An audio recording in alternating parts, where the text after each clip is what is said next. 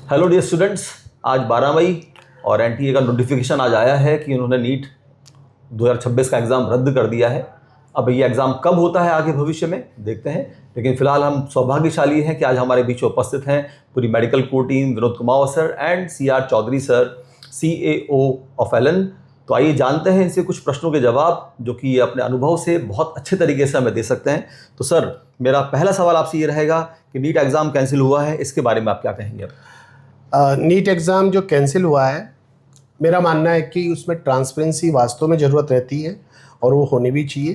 तो गवर्नमेंट ने अगर ये डिसीजन लिया है तो बच्चों के फेवर में लिया है कि एग्ज़ाम की ट्रांसपेरेंसी और चीज़ों को वो इंश्योर कर रही हैं।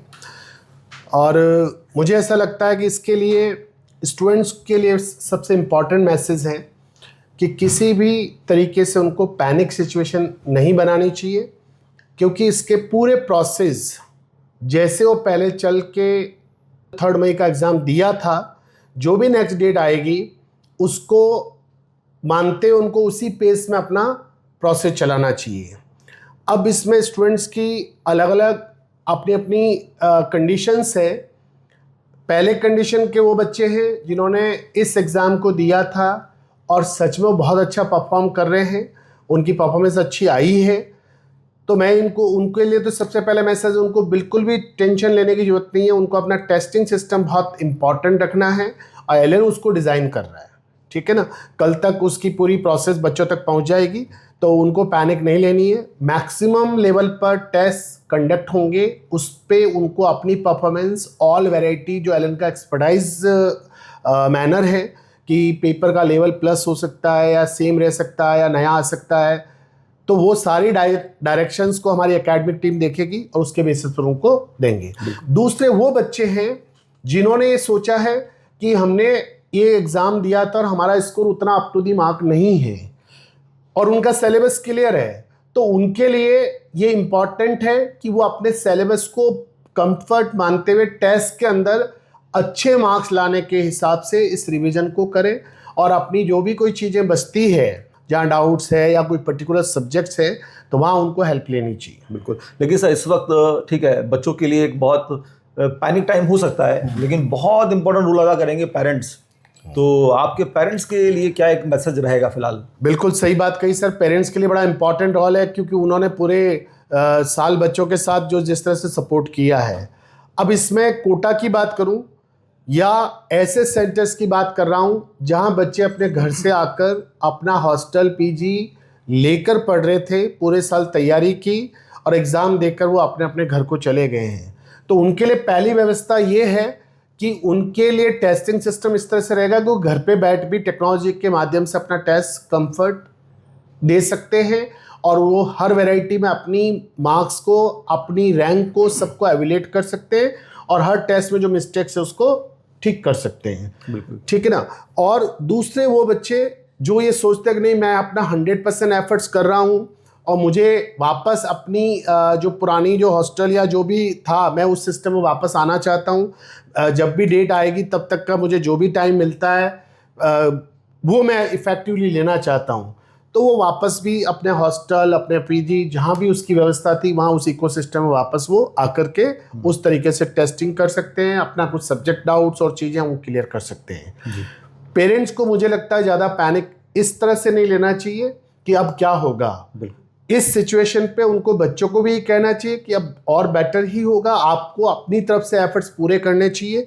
मुझे लगता है कि इसमें पेरेंट्स को पहले ज़्यादा अपना धैर्य बनाए रखना चाहिए और बच्चे को उसके अकॉर्डिंग गाइड करना चाहिए। क्योंकि अभी आज ही ये चीज़ पता चली है, तो कल परसों तक इसके पूरे प्रोसेस बन जाएंगे, तो बच्चे के लिए भी एक बिल्कुल ऑथेंटिक बात हो जाती है कि मुझे कितने टेस्ट देने हैं, मेरे कौन से सब्जेक्ट को ठीक करना है, तब उसकी पूरी व्यवस्था बना सकते हैं। सर, ये तो आपने बताया कि हम किस तरह से बच्चों के टेस्ट वगैरह लेने वाले हैं, जिससे बच्चा अपनी एक रिदम मेंटेन रख पाएगा नेक्स्ट एग्जाम तक या कंटिन्यूटी को मेंटेन कर पाएगा।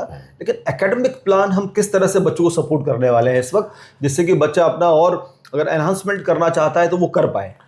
देखिए, एकेडमिक प्लान के अंदर फिर वही बात कहूँगा, 3 तरह के बच्चों की कंडीशंस हैं जी।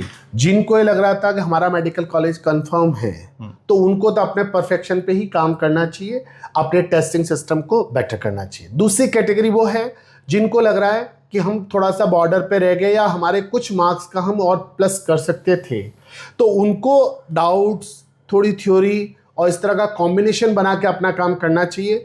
और एक तीसरी कैटेगरी जो बड़ी इंपॉर्टेंट है, जिन बच्चों को अच्छे से पता है कि 11th-12th के टाइम पे उन्होंने बोर्ड पे पूरा फोकस किया और नीट को उन्होंने सोचा था कि हम 2027 का ही एग्ज़ाम हमको ये लगता है कि हम एक अच्छे से ड्रॉप लेके उस काम को करेंगे, तो उन बच्चों को अपना प्रोसेस वही रखना चाहिए जिसके अंदर वो जिस तरीके से पढ़ना उन्होंने स्टार्ट किया। बहुत सारे बच्चे जिन्होंने 1 महीने पहले एडमिशन लेके अपना आप में पढ़ दिया और जैसे बीच में जाकर उन्होंने नीट का एग्ज़ाम भी दिया था, कुछ ने अपने हिसाब से मुझे एक एक्सपीरियंस काउंट हो, तो उनको उसी पेस पे इस 1 महीने के अंदर अपने एक्सपीरियंस काउंट को करते हुए पूरे सिलेबस को जितना 12th बेसिस पे उसको याद है उसके बेसिस पे उसको एग्ज़ाम देना चाहिए, कुछ टेस्ट उसको अटैम्प्ट करने चाहिए और अपना जो 2017 के साथ जो फुल सिलेबस की वो स्टडी कर रहे हैं उसको मेंटेन रखना चाहिए। इसमें एलन क्या करेगा, उन बच्चों के साथ जो ऑलरेडी पढ़ रहे हैं उनके लिए उस टाइम पे 7 दिन का 5 दिन का एक गैप देगा ताकि वो बच्चे इस एग्ज़ाम को दे पाए और बाकी अपना ईयर लॉन्ग का जो कोर्स करिकुलम है वो इफेक्टिवली वैसे ही चले ताकि उनको किसी भी तरीके से भ्रमित भी नहीं होना चाहिए। इस टाइम पर बेटर है कि उनको अपनी तैयारी पे और सॉलिड प्रैक्टिस पे उसको बिलीव करना। सर मेरा यही नेक्स्ट क्वेश्चन था आपसे कि इस वक्त बच्चों के बीच में कन्फ्यूज़न है कि अब मैं करूं तो क्या करूं। मैं एक तरह से एग्ज़ाम मैंने दिया, 3 मई को मेरा एग्ज़ाम हुआ था, वो एग्ज़ाम कुछ का बहुत अच्छा गया, कुछ का मॉडरेट रहा, कुछ का ख़राब रहा।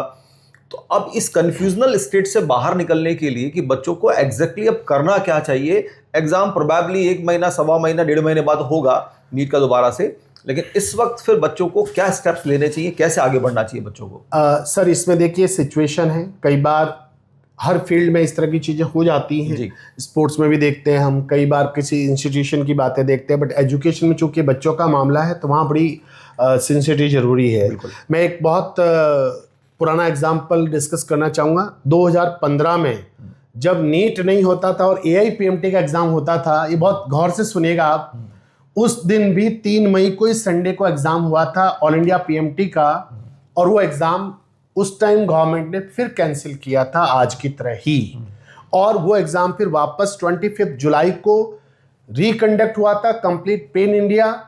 तो उस टाइम भी बच्चों की सिचुएशन आई थी, तब भी एलन ने वैसे ही सारा प्रोसेस किए थे और बच्चों के बेनिफिट में ही किए थे, और मेडिकल कॉलेज की सारी सीटें जो थी अवेलेबल वो बच्चों ने ऑक्यूपाइड की थी। तो इसको उतना ही पेशेंसफुली लेना चाहिए और उसी तरीके से लेना चाहिए।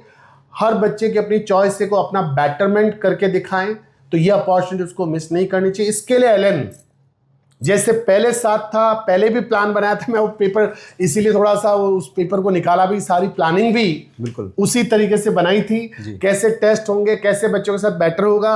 और उसके बाद आज एलन के साथ सबसे अच्छी बात क्या है कि एलन के पास सारे पेन इंडिया में बहुत सारे सेंटर्स है, उसके साथ साथ डिजिटल का एक बहुत स्ट्रॉन्ग प्लेटफॉर्म एलन के साथ है, जिसके माध्यम से आपके इस वाले जो नीट का एग्ज़ाम होगा उसमें किसी तरह की कमी नहीं आएगी।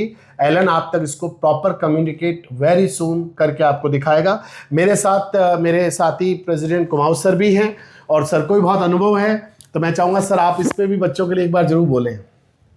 सभी को नमस्ते। जैसा कि सर काफ़ी कुछ बातें आपको बता चुके हैं। 3 मई का जो एग्ज़ाम हुआ उसमें एक बात और अलग हुई है इस साल की, एग्ज़ाम का जो आंसर किया वो आ गया है। बच्चों को मालूम पड़ चुका है उनके मार्क्स कितने हैं 3 मई के हिसाब से। तो जिन बच्चों के मार्क्स कट ऑफ से काफ़ी दूर हैं और जिनको लगता है कि हमने नीट के लिए पूरी तरह से तैयारी भी नहीं की है, केवल हम बोर्ड पे फोकस थे या हमारी तैयारी पूर्ण रूप से नहीं हो पाई थी, तो उन बच्चों से मैं रिक्वेस्ट करूँगा कि वो 2027 की नीट के हिसाब से बहुत अच्छे से तैयारी चालू कर दें, क्योंकि उनके लिए 1-2 महीने बहुत इंपॉर्टेंट है।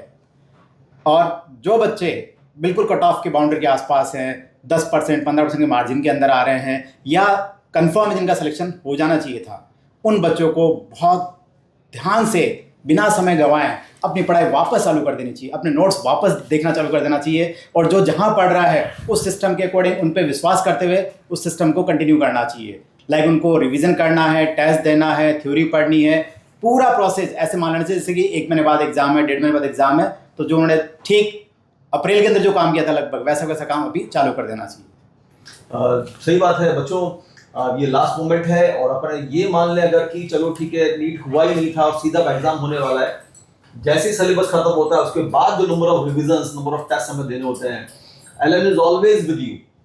जैसी भी रिक्वायरमेंट होगी, जिस तरह से हम सपोर्ट कर सकते हैं बच्चों को, ऑलवेज अवेलेबल बच्चों। हर तरह से जितने नंबर ऑफ टेस्ट हम ले सकते हैं वो लेंगे, विद सॉल्यूशंस, विद डाउट्स। आपको अगर ऐसा लगता है कि ऑफलाइन आके मुझे दोबारा प्रिपरेशन करनी है, आइए, वेलकम है आपका, हर तरह से सपोर्ट करेंगे हम। Wish you all the best. Yes, student first, पहले स्टूडेंट्स का सबसे अच्छा हो, उसी के लिए एलन हमेशा करता रहा है। एलन के सारे सेंटर्स, एलन की सारी टीम, सारी टीचिंग टीम, वो भी डाउट्स और सब के लिए बच्चों के लिए अवेलेबल हैं। ये हमेशा एलन का मेन पॉइंट रहता है, स्टूडेंट फर्स्ट। और जो स्टूडेंट्स एलन से कनेक्टेड हैं उनको कुछ भी चिंता करने की जरूरत नहीं है। जो जहाँ कनेक्टेड है, चाहे वो डिजिटल में कनेक्ट है या हमारे किसी सेंटर पे कनेक्ट है, उन बच्चों के लिए एक अच्छा सा प्लान विद इन 2 days मिल जाएगा सबको, तो घबराने की कोई जरूरत नहीं है। जैसा हुआ है सबके साथ एक जैसा हुआ है, इसलिए अलग से पैनिक करने की जरूरत नहीं है। Wish you all the best. All the best.